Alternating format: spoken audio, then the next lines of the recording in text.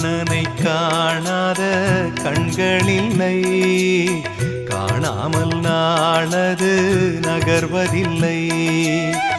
கண்ணன் என்றாலும் கள்வன் என்றாலும் கருணை புரிவான் ஸ்ரீ கிருஷ்ண பகவான்.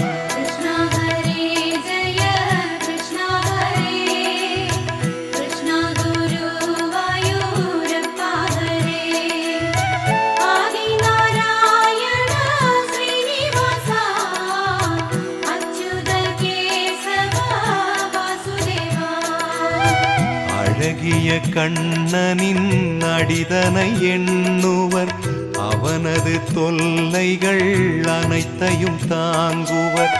வெண்ணையை திருடிய கண்ணனின் லீலையை கண்டு ரசிப்பதே கோபியர் வேலை.